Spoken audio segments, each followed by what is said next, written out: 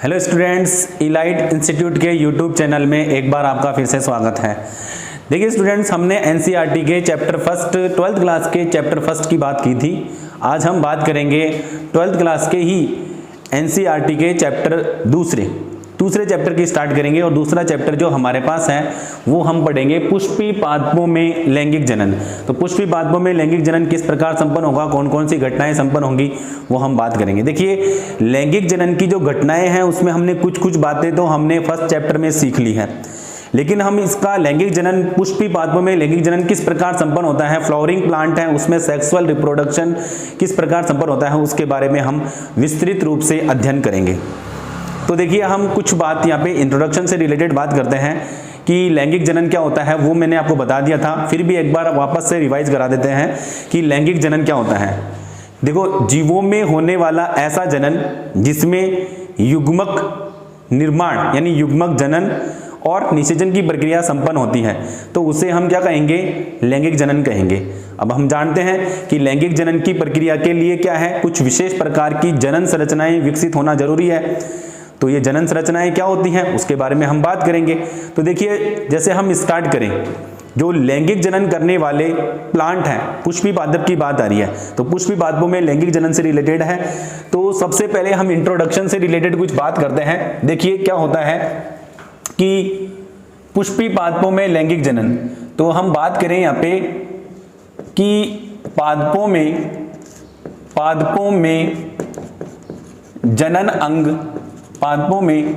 जनन अंग जो होते हैं वो क्या होते हैं, पुष्प होते हैं। पादपों में जनन अंग जो होते हैं ना, वो क्या होते हैं भाई, पुष्प यानी फ्लावर। पादपों में जनन अंग पुष्प या फ्लावर होते हैं। अब उससे रिलेटेड बात करेंगे हम, पुष्प क्या है और पुष्प के बारे में बात करेंगे। थोड़ा एक डायग्राम बनाएंगे। सबसे पहले देखिए, हम बात करते हैं यहाँ पे, देखिए एक डायग्राम जो आपने पढ़ा हुआ है उससे रिलेटेड बात करेंगे।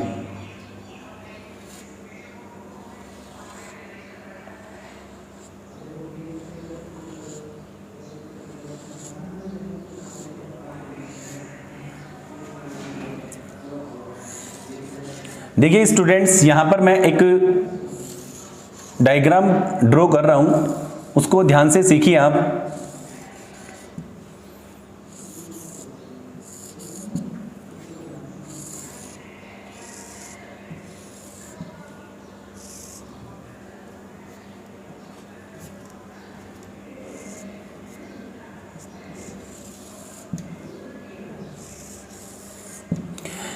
देखिए, हम बात करेंगे यहाँ पे पुष्प की।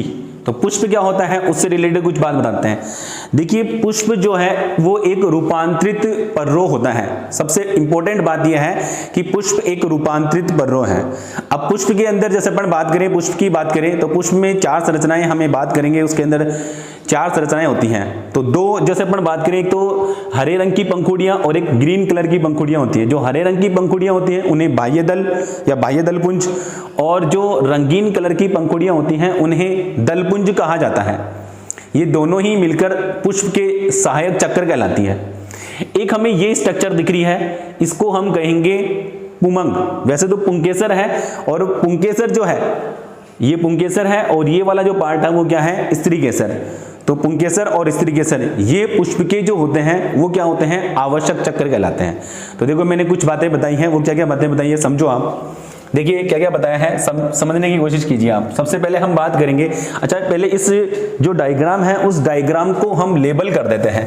लेबल में जैसे अपन बात करें, यहाँ पर ये जो पुष्प है ये पुष्प वृंत हो गया, और ये जिस रचना के ऊपर टिका हुआ होता है उसको बोलते हैं पुष्पासन।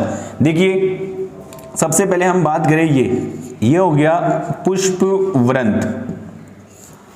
दूसरा, जिस पर ये टिका हुआ है उसको नाम दिया गया है यहाँ पे क्या, पुष्पासन। नेक्स्ट अपन बात करें कि ये जो हरे रंग की पंखुड़ियां हैं वो कहलाती हैं बाह्य दल। जो रंगीन पंखुड़ियां होती हैं वो क्या कहलाती हैं, दल।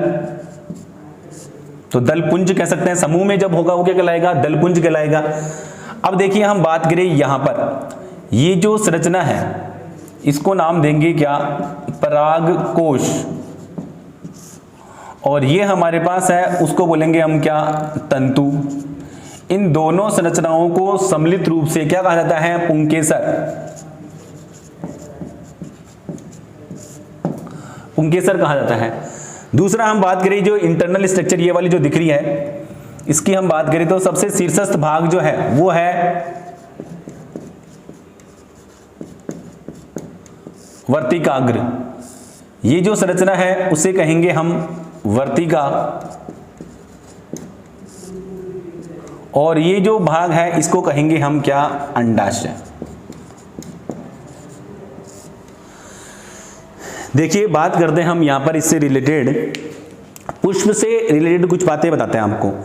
पुष्प से रिलेटेड बातें क्या क्या है कि पादप जो है, उन पादपों में जनन अंग जो होते हैं वो पुष्प होते हैं, और पुष्प क्या होते हैं? एक रूपांतरित पर्रो। पुष्प के बारे में बात करें तो पुष्प के अंदर एक तो ये बाह्य दल और एक है दलपुंज, यानी बाह्य दल और दल है ये पुष्प के सहायक चक्र कहलाते हैं। और एक हमारे पास है पुंकेसर, और एक हमारे पास क्या है? ये जो पूरी जो स्ट्रक्चर है जिसमें तीनों संरचनाएं आ गई, इनको नाम दिया जाता है सम्मिलित रूप से स्त्री केसर। तो ये जो संरचना है स्त्री केसर, ये पुष्प का क्या कहलाता है? मादा जनन अंग या मादा जनन भाग कहलाता है। देखिए हमने बात यहां पे की है पुष्प से रिलेटेड। अब कुछ बातें वापस बताता हूं मैं। देखो क्या क्या बताया कि पुष्प क्या है? पुष्प एक रूपांतरित पर्रो होता है। सबसे पहले आप बातें बताते हैं कुछ। पुष्प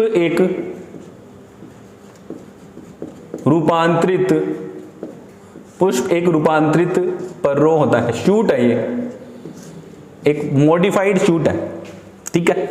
दूसरी हम बात करें कि पुष्प के वैसे तो 4 भाग हैं, लेकिन जैसे अपन बात करें एक तो पुष्प में एक तो क्या है? बाह्य दल, और एक हमारे पास क्या है? दलपुंज। ये जो दोनों संरचनाएं हैं ये पुष्प के सहायक चक्र कहलाते हैं। ये पुष्प के सहायक चक्र कहलाते हैं। नेक्स्ट अपन बात करें, एक तो हमारे पास होता है पुष्प का, एक तो होता है पुमंग, और एक होता है क्या? जायांग। तो ये दोनों पुष्प जो होते हैं, ये दोनों संरचनाएं जो होती हैं, ये पुष्प की क्या होती हैं? आवश्यक चक्र।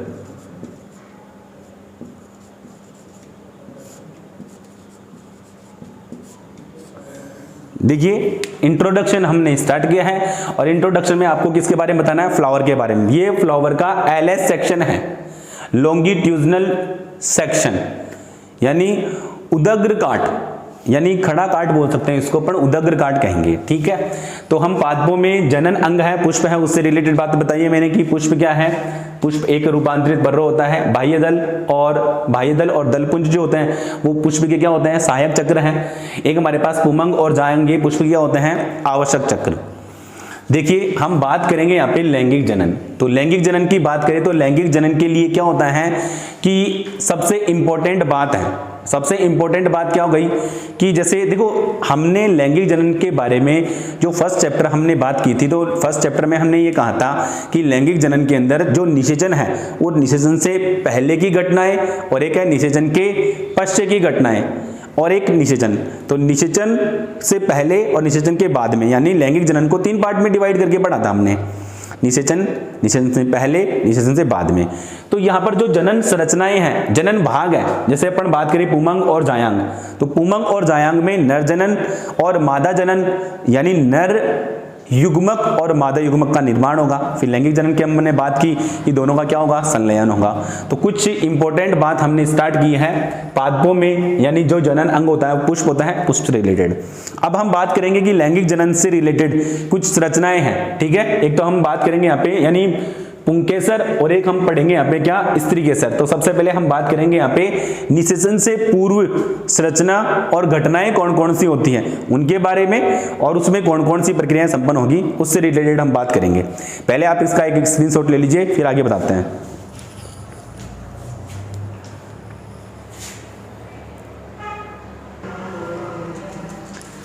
देखिए स्टूडेंट्स, हम बात करेंगे यहाँ पे निषेचन से पूर्व संरचनाएं और घटनाएं। निषेचन से पहले कौन कौन सी संरचनाएं होंगी, कौन कौन सी संरचनाएं आवश्यक हैं और निषेचन के पहले कौन कौन सी घटनाएं संपन्न होगी उसके बारे में हम बात करेंगे।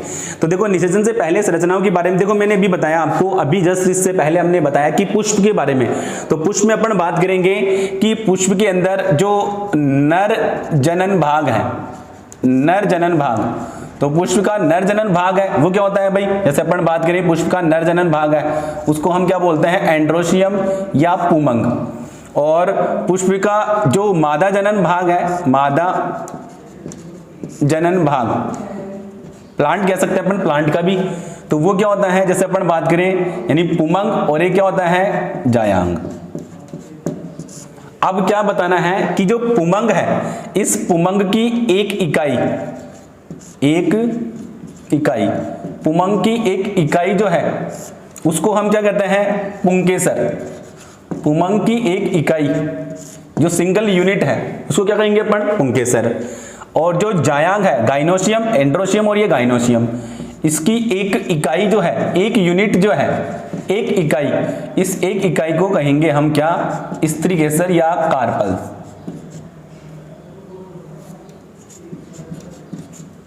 स्त्रीकेसर, पुंकेसर और स्त्रीकेसर। अब देखिए हम बात करेंगे यहां पर जो हमारे पास, देखिए आप एक चीज समझिए, पहले सबसे पहले हम बात करेंगे कि पुष्पी पादपों में लैंगिक जनन की बात कर रहे हैं। तो लैंगिक जनन की बात करें तो देखो हमने यहाँ पर उस घटनाओं से रिलेटेड बात करें कि लैंगिक जनन की जो संरचनाएं हैं, लैंगिक जनन की जो प्रक्रियाएं हैं उसकी बारे में बात करें, कौन कौन सी घटनाएं हैं। तो देखो निषेचन से पहले कौन कौन सी घटनाएं संपन्न होगी और संरचनाएं कौन कौन सी है। तो देखो जैसे अपन बात करें सबसे पहले जो पुंकेसर है, ठीक है, इस पुंकेसर में एक संरचना आएगी उसको हम कहेंगे क्या, परागकोश। परागकोश से के अंदर ही क्या होगी, लघु बीजाणुधानी, लघु बीजाणुधानी।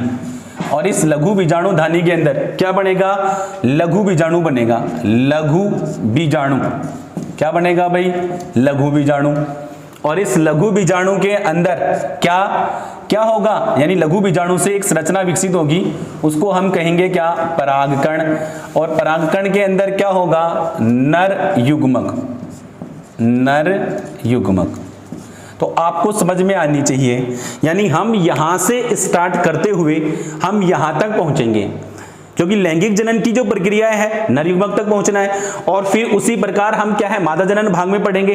तो मादा जनन भाग के अंदर भी हम एक विशेष प्रकार की, अभी पहले मैं आपको इसके बारे में बताएंगे क्योंकि अपन को यहां से स्टार्ट करना है, यानी हमें पुंकेसर से स्टार्ट करना है और कहां तक पहुंचना है, नर युग्मक तक पहुंचना है। कौन कौन सी इसके अंदर संरचनाएं होंगी, कैसे किस प्रकार की जो प्रक्रियाएं हैं वो हमें पढ़नी है।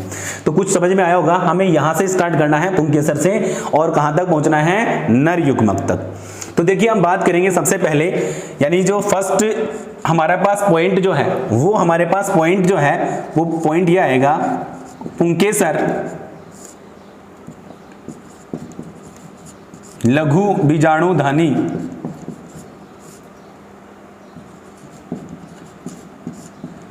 इस रचना के बारे में हम पढ़ेंगे, यानी हमारे पास जो नेक्स्ट पॉइंट है वो क्या है, पुंकेसर और लघु बीजाणुधानी, इसके बारे में हम सीखेंगे।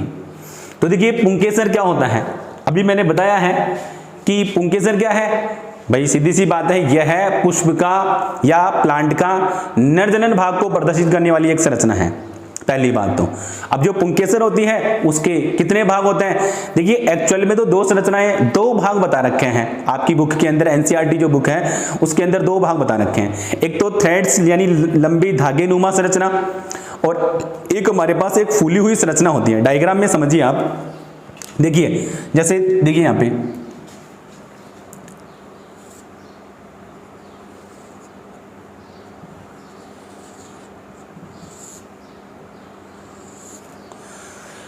देखिए मैंने क्या बताया कि जो पुंकेसर होता है, पुंकेसर ये क्या है, एक तरीके से नर जनन भाग, ये नर जनन भाग को रिप्रेजेंट कर रहा है। अब जो पुंकेसर है उसके कितने भाग है भाई, पुंकेसर के कितने भाग है, 2 भाग, वैसे तो 3 भाग होते हैं, ठीक है, 3 भाग कौन कौन से होते हैं, एनसीईआरटी में 2 भाग बता रखे हैं, जबकि अगर अपन बात करें दूसरी बुक्स की यानी राजस्थान बोर्ड की बुक की बात करें तो उसके 3 पार्ट हैं। अब जो पुंकेसर है उसके 2 भाग कौन कौन से हैं, पुंकेसर कितने भाग होते हैं भाई, 2 भाग होते हैं। अब 2 भाग कौन कौन से हैं, एक तो शीर्ष में ऊपर जो ये वाली जो स्ट्रक्चर दिख रही है इसको नाम दिया गया है परागकोश, ठीक है। तो एक तो हो गया हमारे पास क्या, परागकोश, और एक ये वाली जो संरचना पाई जा रही है ये एक धागेनुमा संरचना है जिसको कह रहे हैं हम तंतु या पुतंतु भी कहा जाता है, फिलामेंट, तंतु या पुतंतु। इन दोनों को सम्मिलित रूप से क्या कहा जाता है, पुंकेसर। तो ये हमारे पास क्या हो गई भाई, तंतु, ठीक है। अब देखिए हम बात करेंगे यहाँ पे, ये तो एक धागेनुमा संरचना है। अब देखिए यहां पर क्या है, थोड़ी सी बात बताते हैं कि यहां पर इन दोनों को जोड़ने वाली जो संरचना है इसको नाम दे दिया जाता है क्या, योजी। ये किसकी बनी होती है, संयोजी उत्तक की बनी हुई होती है। ये तो थी, इससे रिलेटेड हम बात करेंगे। अब देखिए वास्तव में जो पुंकेसर और लघु बीजाणुधानी, पुंकेसर के बारे में बात करेंगे तो सबसे पहले हम इसके बारे में सबसे ज्यादा जो पढ़ेंगे वो परागकोश के बारे में पढ़ेंगे कि परागकोश क्या है, इसकी इंटरनल स्ट्रक्चर क्या होती है और इसके बारे में क्या क्या है उसके बारे में, ठीक है। तो हम बात करते हैं यहाँ पे परागकोश से रिलेटेड। ये ऊपर वाला मैं यहाँ इधर से मिटा देता हूं।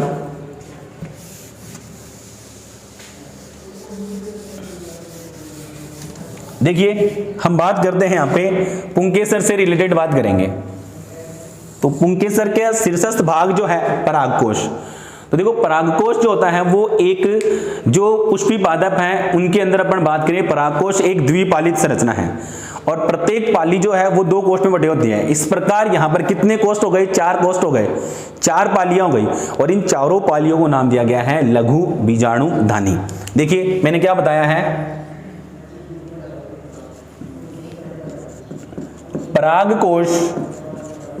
परागकोश एक द्विपालित संरचना होती है।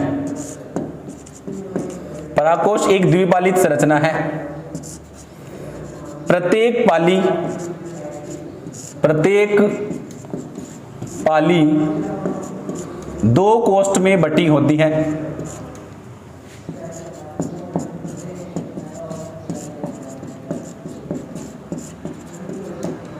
ठीक है, प्रत्येक पाली जो है वो 2 कोष्ठ में बटी होती है। तो इस प्रकार कितने कोष्ठ हो गए, 4 कोष्ठ हो गए, ठीक है। इस प्रकार परागकोश में 4 कोष्ठ होते हैं जिन्हें क्या कहते हैं, लघु बीजाणुधानी, जिन्हें लघु बीजाणुधानी कहते हैं। अब इंपॉर्टेंट बात है, एक अलग से थोड़ा सा एक इंपॉर्टेंट एक क्वेश्चन पूछ लेता है कई बार। अब अपन बात करेंगे यहाँ पे क्या कि जैसे एक क्वेश्चन की आप पूछ लेता है वो मालवेसी कुल की बात करें तो मालवेसी कुल के अंदर जो परागकोश है वो एक पालित संरचना होती है। तो एक पाली है तो कितने कोष्ठ हो गए, 2 कोष्ठ हो गए, ठीक है, इंपॉर्टेंट बात। तो मालवेसी कुल की बात करें, मालवेसी कुल में परागकोश एक लोब्ड या एक पालित संरचना होती है। अतः इसमें 2 लघु बीजाणु धानी, ध्यान रखना 2 लघु बीजाणुधानी होती है। यानी इसमें कितने लघु बीजाणुधानी होंगी, 2 लघु बीजाणुधानी होगी। और हमने सीखा हुआ है कि लघु बीजाणुधानी के अंदर किसका निर्माण होता है, लघु बीजाणु का। लघु बीजाणु बाद में किस में कन्वर्ट होंगे, परागकण में, और परागकण के अंदर क्या होगा, नर युग्मक। तो ये तो थी बात इससे रिलेटेड। अब आपको थोड़ा सा स्ट्रक्चर बता देते हैं और हम आगे यहाँ पर देखो, यहाँ पर जो मैंने बताया कि पुंकेसर और इसके बारे में बात करेंगे, लघु बीजाणु धानी की संरचना से रिलेटेड। तो एक बार इसका एक स्क्रीनशॉट ले लीजिए, फिर अपन आगे बात करते हैं।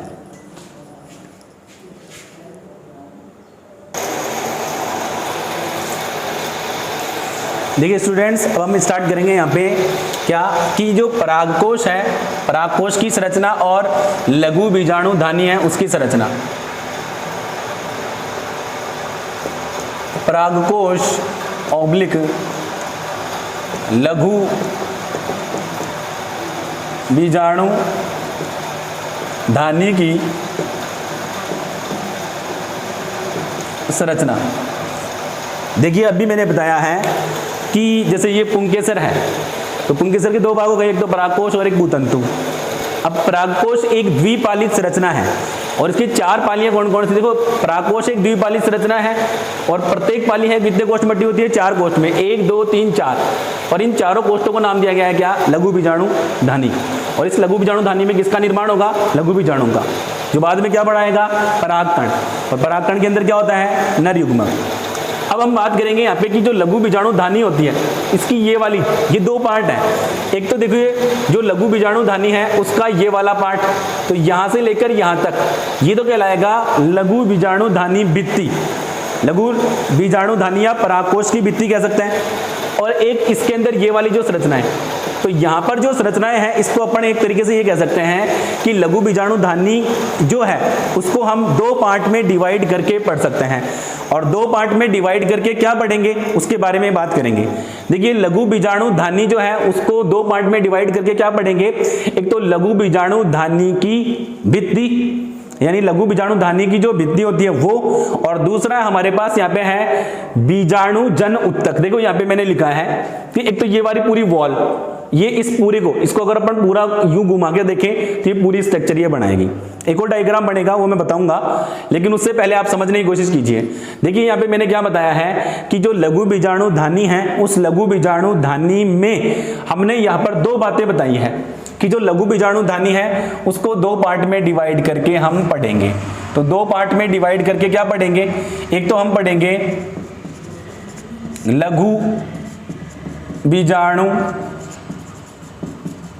धानी भित्ति या परागकोश की भित्ति भी कह सकते हैं अपन, और दूसरा है बीजाणु जन उत्तक, बीजाणु जन उत्तक।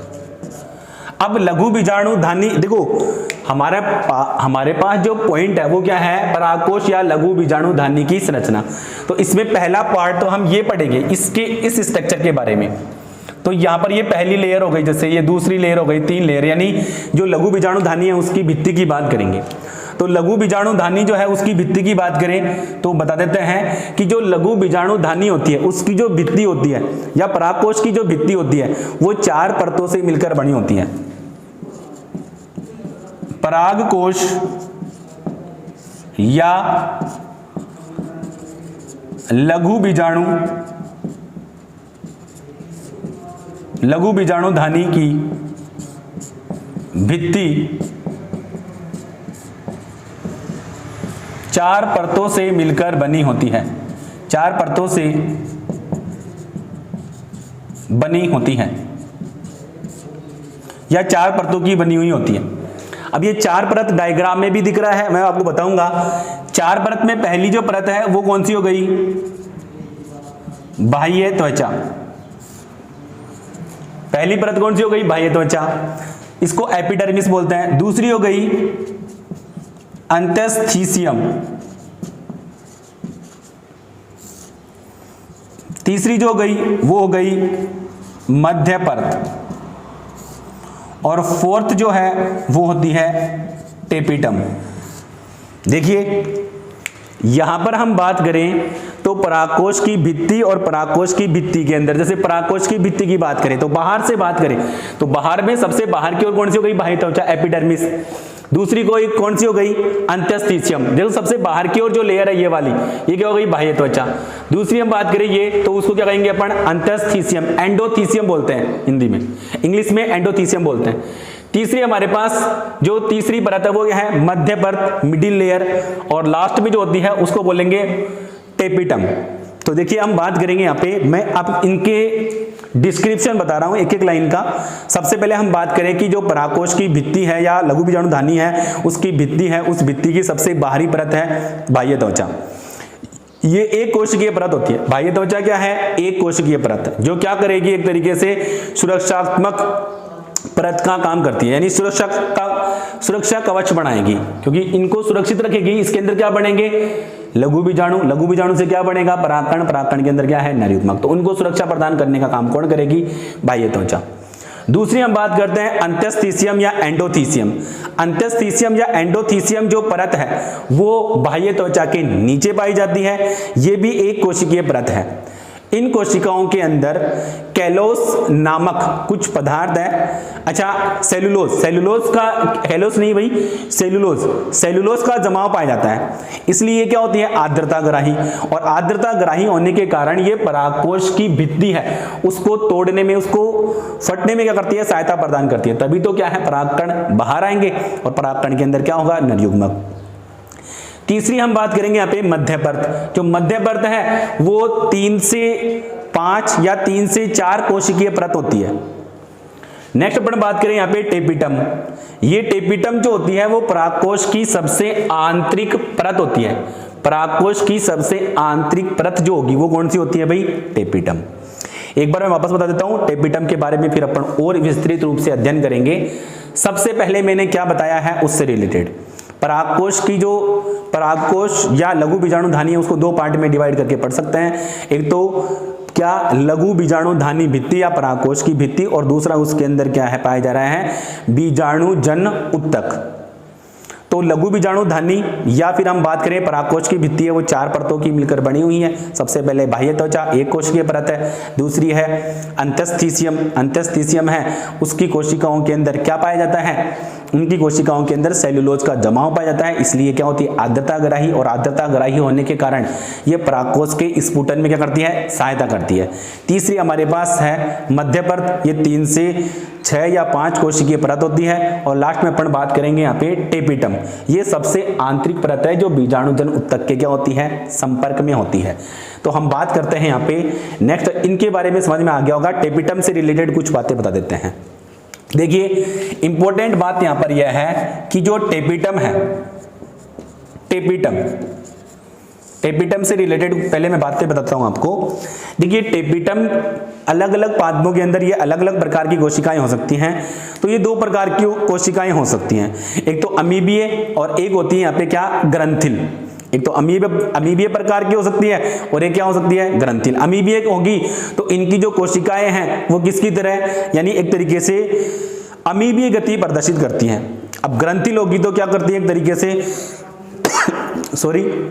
ग्रंथिल होगी तो कुछ पदार्थ क्या करेगी? सिक्रेशन करेगी। अब देखिए जैसे अपन बात करेंगे यहाँ पे टेपिटम से रिलेटेड बात करते हैं, तो टेपिटम के कार्य की बात करें तो टेपिटम जो है वो क्या काम करेगा? सबसे आंतरिक परत है। तो देखो लघु बीजाणुधानी है उसके अंदर लघु बीजाणु का निर्माण होगा। लघु बीजाणुधानी के अंदर किसका निर्माण होगा? लघु बीजाणु का। और जो लघु बीजाणु है वो बाद में क्या बनाएंगे? परागकण। परागकण के अंदर ही क्या होगा? नर युग्मक। तो टेपिटम क्या काम करती है? जो विकासशील परागकण होते हैं, जो विकासशील परागकण, या हम कह सकते हैं यहां पे लघु बीजाणु को पोषण प्रदान करने का काम, पोषण प्रदान करती है। इसके अलावा देखो जो टेपिटम की जो कोशिकाएं हैं, इन टेपिटम की कोशिकाओं के द्वारा कुछ विशेष प्रकार का पदार्थ यानी यूबिस्काय ये स्रावित किया जाता है। और ये यूबिस्काय बाद में क्या बनाता है? स्पोरोपोलेनिन। तो स्पोरोपोलेनिन जो बाद में क्या काम करेगा? परागकण की बाह्य जो परत होती है, देखो टेपिटम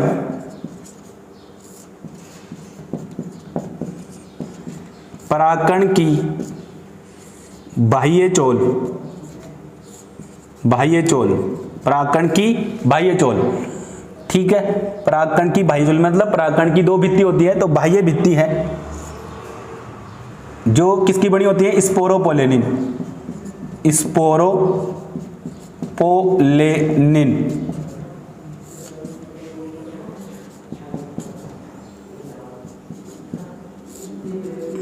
बनाता है। इसके अलावा टेपिटम के द्वारा क्या है, कुछ विशेष प्रकार के पदार्थ है, तेलीय पदार्थ है, वो स्रावित किए जाते हैं, सुरक्षा प्रदान करने का काम करती हैं, ठीक है। तो ये थी बात हमारे पास कुछ रिलेटेड की परागकोश। नेक्स्ट अपन बात करेंगे यहाँ पे क्या, बीजाणु जन उत्तक। तो बीजाणु जन उत्तक क्या काम करते हैं, एक तरीके से जो बीजाणु जन उत्तक होते हैं उनसे क्या होगा, पहले बीजाणु मात्र कोशिका बनेगी, और बीजाणु मात्र कोशिका फिर बाद में क्या बनाएगी, बीजाणु मात्र कोशिका फिर एक तरीके से क्या बनाएगी, लघु बीजाणु अर्धसूत्री विभाजन के द्वारा, और लघु बीजाणु बाद में किसमें कन्वर्ट होंगे, परागकण के अंदर। तो ये कुछ संरचनाएं जो हमने सीखी हैं उससे रिलेटेड है। तो हमारे जो वीडियो हैं आपको पसंद आते हैं तो उसको आप क्या है ज़्यादा से ज़्यादा अपने फ्रेंड के साथ, यानी जो दोस्त हैं उनके साथ शेयर कीजिए। हमारे चैनल को आप सब्सक्राइब कीजिए, वीडियो को ज़्यादा से ज़्यादा लाइक कीजिए, शेयर कीजिए एंड सब्सक्राइब कीजिए, ठीक है। तो ये थी बात, हमारे वीडियो आपको इसी तरीके से आपको प्राप्त होते रहेंगे। दोस्तों, फ्रेंड्स और जितने भी स्टूडेंट्स हैं वो क्या काम करेंगे कि इस दौरान जो समय चल रहा है उस दौरान आप क्या करोगे, एक अच्छे से नोट्स बनाओगे, खूब मेहनत करोगे, ठीक है। Thank you.